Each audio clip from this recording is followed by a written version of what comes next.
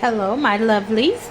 So today I'm gonna be making the absolute best chicken strips ever. So I need you guys to watch this really quick. I am going to be using some king oyster mushrooms, okay? Because I'm gonna be using this big stalky part of the mushroom. Alright, right here. And I'm gonna be using some chickpea flour, okay? And I'm going to be using some different seasonings. I am going to put some tahini in there. So I'm going to put that out for you guys. I'm going to do some tahini. I'm going to do some ground ginger. Alright. I am going to use some grapeseed oil. I got my cast iron skillet already going. I am going to use some Himalayan pink salt. Alright. Sesame seeds. I love putting those on at the end. You guys will see what I'm going to do with those sesame seeds. Hold on one moment. I got some more ingredients to get for you guys. Okay, I'm back. So I am going to use a little fennel powder, a little dill weed. You said, why you put so much stuff in there? I love having like the contrary different tastes. Coriander. I'm out of onion powder, believe it or not. Cayenne pepper. Okay, so one of the things I could do if I really wanted to, one of the things that I could really do is I could blend up some onions and kind of get the juice out of them and use the juice, but I'm not gonna go that far because I'm not really that pressed. Okay, so I'll leave it at that. So what I'm gonna do is I'm going to go ahead and put it on pause so I can chop up everything the way it needs to be, and I'm gonna put my seasonings in so you guys can see how this is gonna play out. This is gonna be super awesome, and I'm gonna show you what I was taught by someone, how to make that really crunchy coating. You would do a wet batter first and then you would dip it in a dry batter. So it's gonna be super exciting.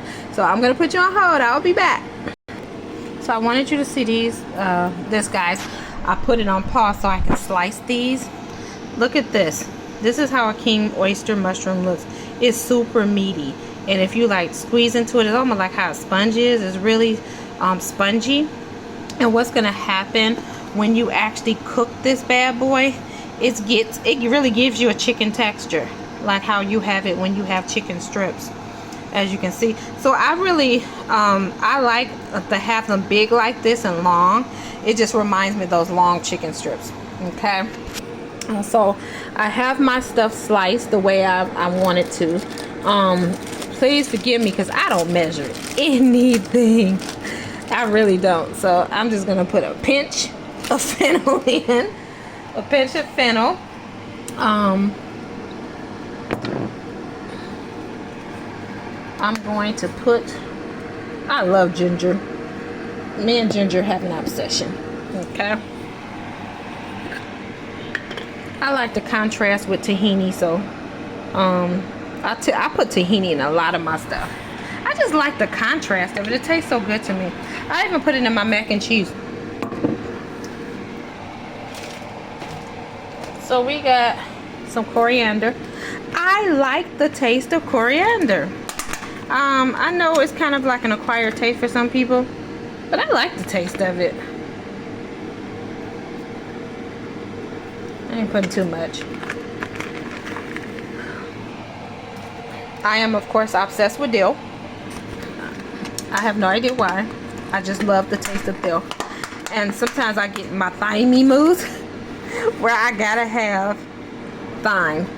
Don't ask me why. And I will, when I say I will go nuts with the thyme, I will go Super Saiyan nuts with some thyme. So, and then of course I have my cayenne. I have cayenne pepper and I have African bird pepper. I actually utilize both. But when I do cooking a lot, I will use the cayenne instead of the African bird pepper. I typically give the African bird pepper, just use it just for my herbals. Alright.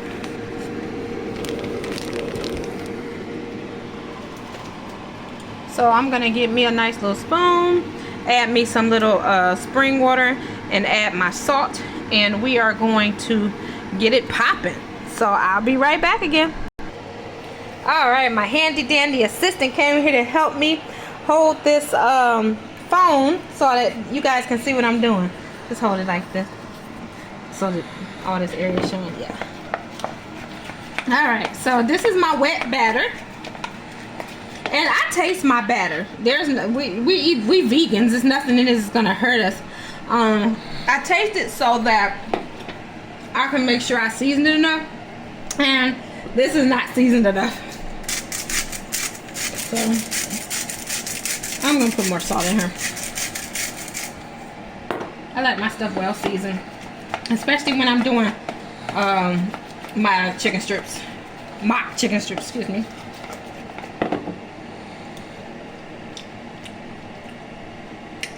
That's better. Now, me personally, I'm gonna put some more cayenne in. I like it when my mouth burning. I love spicy food. Excuse me. Okay, I'm gonna be drinking some of that water in a minute. I love spicy food. So I'm gonna make my batter spicy. Okay. So, we can actually use some more chickpea to put as a dry batter, or we can do a contrast with spelt flour, kamut flour, whatever flour you feel is appropriate. I think, excuse me.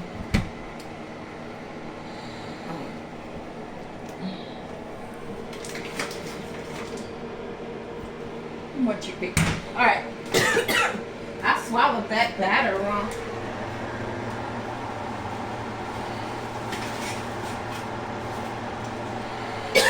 Excuse me. All right, let me grab a little swig of water because I clearly swallowed that wrong. All right. So this is the messy part, I guess you can say. So we're gonna put a little bit of the chickpea flour on our plate here. All right. I got my wet batter. I'm gonna heat up the oil. So I'm gonna be using grapeseed oil today. You know, I have like a million oils, right? Technically, I could even go with sesame oil. I love sesame oil because it gives like this really robust flavor. You know, and I could actually make this into the sesame chicken like I was gonna do anyway. You see, I got my sesame seeds out. So I'm not gonna use that. I'm gonna use the grapeseed oil just for practical purposes today. So I can show you guys what I'm doing. So these are my strips. I'm just putting them in here.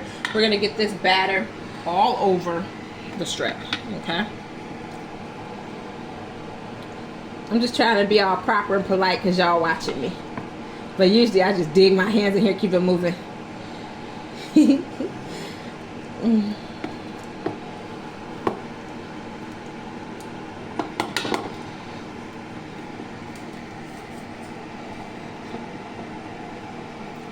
I'm just being proper, right? Alright. And so I'm going to put it on the plate so that I can get it coated. Okay? And I'll just use this so you guys can see. And you guys can work out, you know, however you want to do this. It does get a little messy, in my opinion. I don't mind the mess. I'm called a mess maker. We're gonna wait for this oil. This oil is almost heated to where I need it to be. And I'm gonna do some more while the oil is heating. Okay? Don't be afraid to experiment in the kitchen because, in all honesty, this is your health we're talking about here. You have got to start getting to a point where you're used to maneuvering in the kitchen, you know, so that you can, you know, look out for your health. This is important, you know, and not everything's going to be a 100% success. You have to have trial and error, you know, just like when you was eating meat and, you know, different things of that nature. There's been plenty of times when you had something you ain't like it, and you probably toss in the trash, or in my case I used to make myself eat it anyway if I bought it. But you know, it is what it is. You're gonna have trial and error with food, you know. You try different blends of seasonings. You're like, well, I don't like that. You know, that's how I learned all these seasonings. Basically, that's how I learned them. What I did was, you know, just tried everything. I started mixing seasonings, see how they taste. Oh, well, let me see how this tastes and this tastes.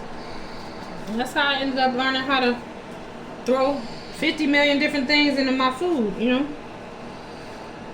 You can't, this lifestyle is just like anything else. Nothing is going to come easy. Now, it gets to a certain point where you're going to have to, you know, reach out there and just expect that some things you're going to throw right in the trash. You'll be like, ugh, I don't like this. Alright, I think our stuff is hot enough. We're going to test it. Yeah, it's getting there. Wait a few more moments.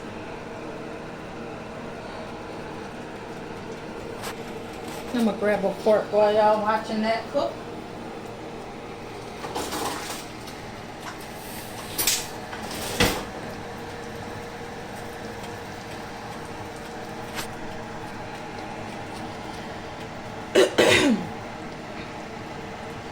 And you don't always have to deep fry stuff. You know, I really have gotten away from frying on that level anymore. And these can be baked. And I'll do a video where I actually bake instead of frying so that you guys can see that as well.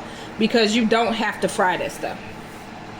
I'm just really on some, I want to hurry up and get this done type deal. You know, that's why I'm just putting it in the skillet. As you can see, it's turning nice and pretty brown as the heat is getting hotter, it's cooking it more. And I'm just going to let this one cook by itself so that the oil gets nice and hot. So I just want you guys to see this. You know, I want you guys to be healthy. And for a lot of you, unfortunately, you're going to have to give up the meat to fight those things that are, you know, unhealthy in you that you want to try to reverse. So, trying to give you guys some good options here.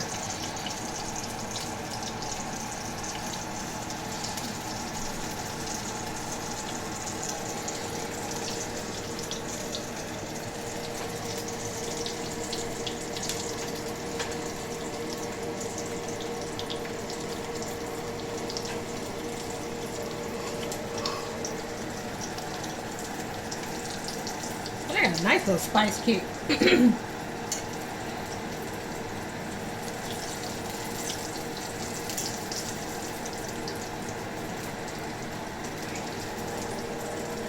That is good.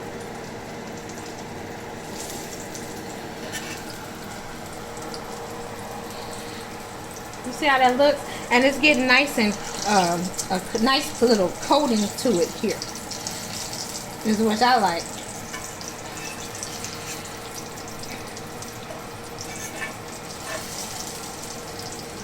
Nice crunchy coating. And this is typically what we do. You can actually make a nice sauce if you wanted to actually do the sesame mushroom. You can make a sauce. Typically the best thing to do is to use orange juice. Orange juice or mango juice. You can puree up some mango. You make the sauce really thin. And you would put like either dates or agave in it. and then you would coat the fried mushrooms in that sauce. Okay, you have to make it thick. It has to be kind of syrupy, and you would coat it that, and then you put the sesame seeds on top. Okay, because sesame chicken and things of that nature, they use orange juice as a base. So that is it, my loves. So I just wanted to give you guys this quick synopsis of what I do and how I make chicken strips. And we are good. So until next time, I promise you guys I will show you how to do this in the oven. All right, so see you next time. Bye bye.